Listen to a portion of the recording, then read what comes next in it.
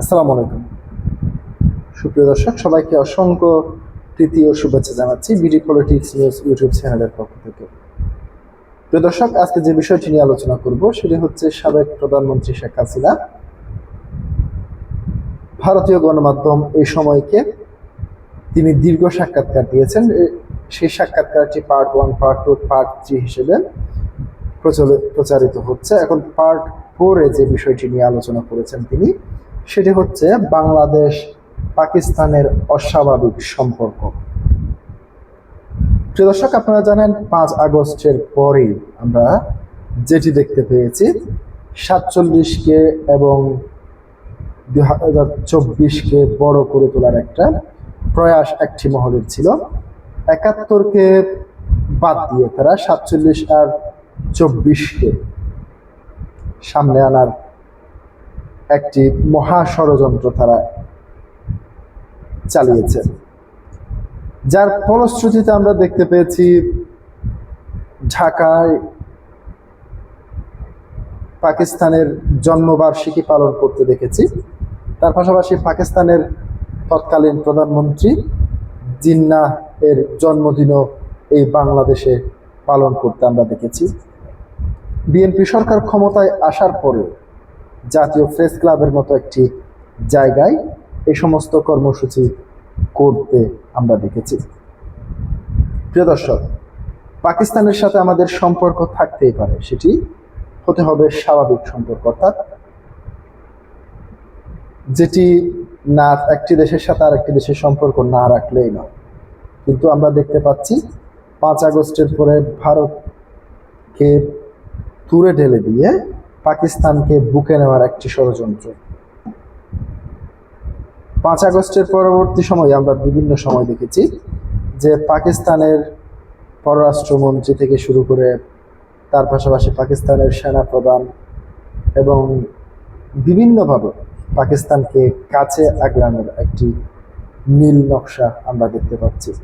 ভারতের সাথে পাকিস্তান বাংলাদেশের সম্পর্ক ছিল সেটি নীতি নৈতিকতার ভিত্তিতে। আপনাদেরকে বলে রাখি, গত 17 বছরে বিরোধী দল কিংবা এই তথাকথিত জুলাই গণ অভ্যুত্থানের কুশীলব যারা রয়েছেন, তারা গণ অভ্যুত্থানের আগে এবং পরে ভারতের বিরুদ্ধে যে সমস্ত অভিযোগ তুলেছেন কিংবা শেখ হাসিনার বিরুদ্ধে ভারতকে বাংলাদেশের স্বার্থ বাদ দিয়ে ভারতের স্বার্থ দেখে অনেকগুলি চুক্তি করেছে বলে দাবি করেছেন। এবং আসিফ নজরুলের কাছ থেকে আমরা শুনেছিলাম যে 26 লক্ষ ভারতীয় বাংলাদেশে কাজ করছে, অথচ বাংলাদেশের মানুষ কাজ করতে পারতেছে না।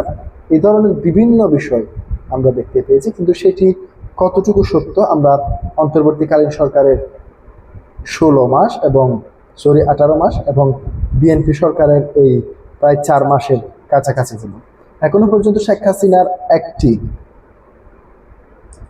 দেশ বিরোধী চুক্তির প্রমাণও তারা এখনো পর্যন্ত বের করতে পারেনি।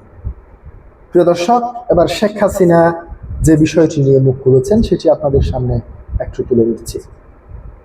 ভারতের গণমাধ্যম এ সময়কে একটি দীর্ঘ একান্ত সাক্ষাৎকার দিয়েছেন।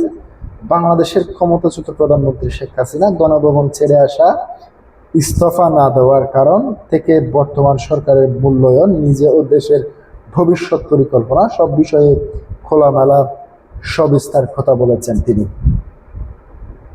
মোহাম্মদ ইউনূসের অন্তর্বর্তীকালীন সরকারের সময়ে নয়াদিল্লির সঙ্গে দূরত্ব বাড়িয়ে ঢাকা যে ইসলামাবাদের কাছাকাছি আসছে তেমন অভিযোগ উঠেছিল। নির্বাচনের পরেও পাকিস্তানের সঙ্গে সখ্য বাড়িয়ে চলছে সে দেশের বর্তমান বিএনপি সরকার। এমন এই দাবি বিভিন্ন মহলের। সরকারের পক্ষ থেকে একের নতুন কূটনৈতিক বা ভারসাম্যের কূটনীতি বলে যুক্তিও দেওয়া হয়েছে। যদিও বাংলাদেশের ক্ষমতাচ্যুত প্রধানমন্ত্রী শেখ হাসিনার পর্যবেক্ষণ, রাষ্ট্র হিসেবে পাকিস্তানের সঙ্গে স্বাভাবিক সম্পর্ক থাকতেই পারে, কিন্তু স্বাভাবিক সম্পর্ক রাখা আর পাকিস্তানের ভাবধারার রাষ্ট্রকে ফিরিয়ে নেওয়া দুটো এক জিনিস নয়। এই সময় এর প্রশ্নের জবাবে শেখ হাসিনা বলেন, পাকিস্তানের সঙ্গে যে কোনো সম্পর্ক হতে হবে ইতিহাসের সত্য স্বীকার করে, 71-এর মহান মুক্তিযুদ্ধের মর্যাদা রক্ষা করে, বাংলাদেশের নিরাপত্তা এবং আত্মসম্মান অক্ষুণ্ণ রেখে কিন্তু আজ মুক্তিযুদ্ধের চেতনাকে দুর্বল করা, পাকিস্তানপন্থী শক্তিদেরকে পুনর্বাসিত করা, সামাজিক ও প্রশাসনিক ক্ষেত্রে পাকিস্তানের প্রভাব বাড়ানো এবং তরুণ প্রজন্মকে পাকিস্তানের প্রতিষ্ঠানের দিকে ঠেলে দেওয়ার যে চেষ্টা চলছে তার মধ্যে একটি গভীর রাজনৈতিক বার্তা রয়েছে। শেখ হাসিনাকে প্রশ্ন করা হয়েছিল প্রথমে ইউনূস ও পরে তারেক রহমানের আমলে কি পাকিস্তানের অতি ঘনিষ্ঠ হয়ে উঠেছে বাংলাদেশ? মুক্তিযুদ্ধের সফল বাংলাদেশ এই অবস্থান পরিবর্তনের আপনি কি ভাবে ব্যাখ্যা করেন? আওয়ামী লীগ সভাপতিও এর জবাবে যা আজ পাকিস্তানের সঙ্গে এই অতি ঘনিষ্ঠকে নতুন কূটনৈতিক বলে প্রচার করেছেন। তাদের কাছে আমার প্রশ্ন, পাকিস্তান কি 1971-এর গণহত্যার জন্য আনুষ্ঠানিকভাবে ক্ষমা চেয়েছে? তারা কি যুদ্ধাপরাধের দায় স্বীকার করেছে? তারা কি বাংলাদেশের মানুষের ক্ষতকে সম্মান দিয়েছে? যদি না করে তাহলে এই তাড়াহুড়া করে সামরিক ও কৌশলগত ঘনিষ্ঠতা কেন? পাকিস্তানের সঙ্গে এই অতিরিক্ত ঘনিষ্ঠতা শুধু কূটনৈতিক বিষয় নয়, এটি বাংলাদেশের আত্মপরিচয় সম্পর্কে আত্মপরিচয়ের প্রশ্ন। যারা 71কে ভুলে যায় তারা বাংলাদেশকে বুঝতে পারে না। যারা বাংলাদেশের পাকিস্তানের ছায়ায় ফেরাতে চান তারা বাংলাদেশের ভবিষ্যৎ নিয়ে বিপজ্জনক খেলা খেলছেন। ফেব্রুয়ারির 12 তারিখের নির্বাচনের পরে বহু মানুষ প্রকাশ্যে জানিয়েছেন পাকিস্তানপন্থী মৌলবাদী শক্তি জামাত ইসলামীকে ঠেকাতে তারা বাধ্য হয়ে বিএনপিকে ভোট দিয়েছে। শেখ হাসিনাকে প্রশ্ন করা হয়েছিল তারেক রহমানের নেতৃত্বে বিএনপি সরকার কি জামাত বিরোধী সেই রায়ের মর্যাদা দিতে পারছে? আওয়ামী লীগ সভানেত্রী শেখ হাসিনা উত্তরে বললেন, যারা ভেবেছিলেন বিএনপি ক্ষমতায় এলে জামাতের চেয়ে অপেক্ষাকৃত ভালো হবে তারা ইতিহাস ভুলে গিয়েছিলেন। বিএনপি ও জামাত একই মুদ্রার এপিটোপিট। বিএনপির হাত ধরে বাংলাদেশের রাজনীতিতে যুদ্ধাপরাধীদের দল জামাত ইসলামী পুনর্বাসন হয়েছে। জামাত বিএনপির দীর্ঘদিনের জোটসঙ্গী মুখে ভিন্ন নীতি আদর্শের কথা বললেও তারা উভয়ের মুক্তিযুদ্ধ বিরোধী রাজনৈতিক চেতনার অংশীদার। এদের ভিন্ন হিসেবে দেখার সুযোগ নেই। শেখ হাসিনার উল্টো প্রশ্ন, যদি মানুষ জামাতকে ঠেকাতে বিএনপিকে ভোট দিয়ে থাকে তাহলে বিএনপি কেন মৌলবাদী শক্তিকে প্রশ্রয় দিচ্ছে? কেন মাজারে হামলা হচ্ছে? কেন সুফিদের দরগাহ নিরাপদ নয়? কেন সংখ্যালঘুরা আতঙ্কে রয়েছেন? কেন হিন্দু বৌদ্ধ খ্রিস্টান আহমদিয়া আদিবাসী কেউই নিরাপদ বোধ করছেন না?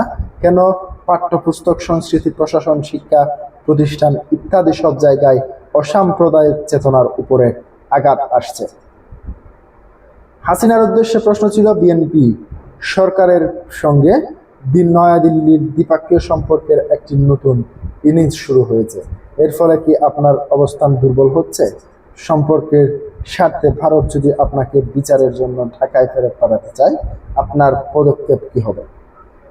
হাসিনা উত্তরে বলেন, এটি সার্বভৌম গণতান্ত্রিক রাষ্ট্র হিসেবে ভারত তাদের কূটনৈতিক কার্যক্রম পরিচালনা করে। বাংলাদেশের যে সরকার ক্ষমতায় থাকুক তাদের সঙ্গে ভারতের যে যোগাযোগ থাকবে এটাই স্বাভাবিক। হাসিনার কথায় এর সঙ্গে আমার অবস্থান দুর্বল হওয়ার প্রশ্ন জড়িত নয়, কারণ আমার অবস্থান নির্ভর করে বাংলাদেশের মানুষের উপরে। আমি ভারতের জনগণ ও সরকারের প্রতি কৃতজ্ঞ, কারণ কঠিন সময়ে তারা আমাদের পাশে দাঁড়িয়েছে। কিন্তু আমার অবস্থান অন্য কোনো রাষ্ট্র কিংবা সরকারের সমর্থনের উপর নির্ভরশীল নয়। সরকারে থাকতে আমি ভারতের সঙ্গে সম্পর্ক উন্নয়ন করেছি বাংলাদেশের জনগণের স্বার্থে, কিন্তু বাংলাদেশের সার্বভৌমত্ব কখনো বিসর্জন দেইনি।